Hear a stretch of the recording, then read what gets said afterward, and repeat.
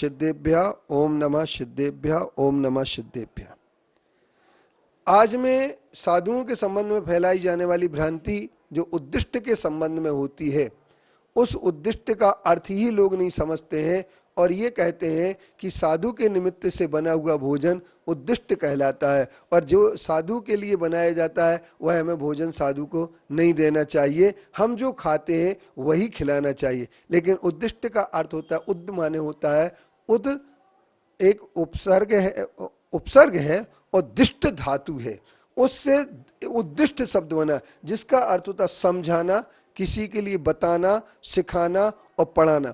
नौकोड़ी सुविशुद्धम भिक्खारेन भुंजदे भुंजम जायन रहीम जोगम ये रसमी साहु सोदु। हमारे लिए उद्दिष्ट की परिभाषा ये दी गई है और यह भी कहा गया है रत्नकंडक शराबकाचार में, ग्रहतो मुनिवन वित्वा गुरूप कंठे वृतानि परिगृह्य भैक्षा सनस तपस्सन उत्कृष्ट चेल खंडधरा। अगर ये बात लागू करेंगे तो 4 दानों पर लागू होना चाहिए, आहार दान, औषध दान, अभय दान और ज्ञान दान। उद्दिष्ट का अर्थ, उद्दिष्ट के लिए अगर साधु बीमार हो जाए तो श्रावक जब बीमार होगा उस समय दवाई देगा, क्योंकि वह पहले खुद खाएगा बाद में साधु को खिलाएगा। या फिर वो ये करेगा कि जब साधु बीमार हुए तो वो बिना बीमारी के दवाई खाएगा तो वो खुद बीमार हो जाएगा, उसकी भी समाधि हो जाएगी और साधु भी से।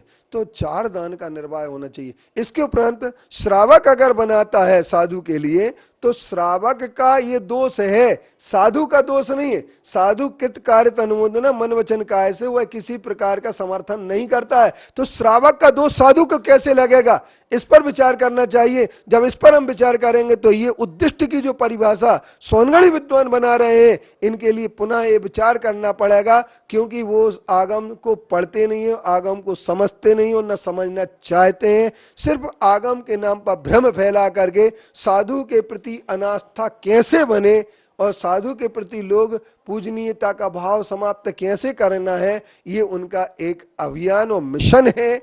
इसीलिए वो उद्दिष्ट की परिभाषा तोड़ मड़ोड़ करके प्रस्तुत करते हैं।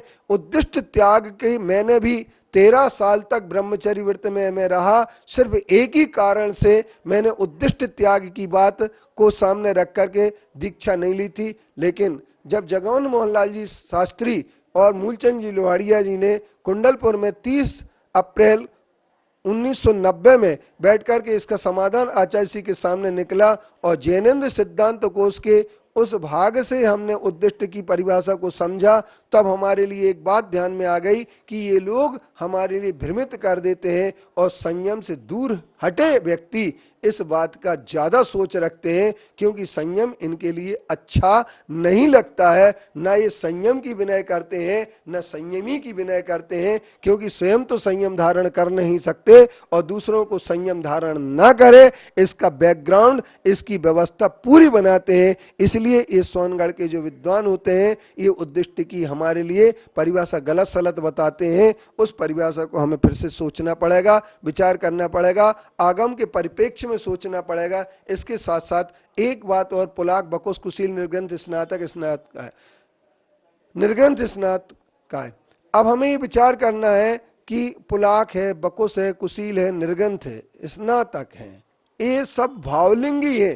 पुलाक मूल गुण का भी पूरा पालन नहीं करता है, पुलाक मूल गुण का पूरा पालन नहीं करता, उत्तर गुण तो बात एक अलग है, लेकिन फिर भी वो भावलिंगी है। भावलिंगी के लिए मूल गुण की बात क्या है, ये चारित्र्य की उत्तरोत्तर प्रकृष्टता का क्रम बताते हुए पुलाक बकुस कुशील निर्ग्रंथ स्नातका है, निर्ग्रंथा है। ये सूत्र जो हमारे सामने दिया है, इस सूत्र को पढ़ करके हम सबके सामने एक विचार आ जाता है कि पुलाक बकुस कुशील निर्ग्रंथ स्नातक निर्ग्रंथा ये सब निर्ग्रंथ भावलिंगी मुनि हैं। तो अभी हम मुनि के संबंध में अष्ट प्रवचन मातृका का अगर जो पालन पूरा करता है वह भी भावलिंगी मुनि है। इस संदर्भ में आपके लिए फिर हम और मिलेंगे, अगले क्रम में आपके लिए आगम के परिप्रेक्ष्य में बहुत सारी बातें बताएंगे जिन्हें आप सुन करके आश्चर्यचकित होंगे और आपकी भ्रमित धारणाएं मिट जाएंगी और आप पहचान करके भावलिंगी साधु और द्रव्यलिंगी साधु का क्या अंतर होता है और द्रव्यलिंगी को नमस्कार क्यों करना चाहिए, इसका आप समाधान उचित प्राप्त करेंगे।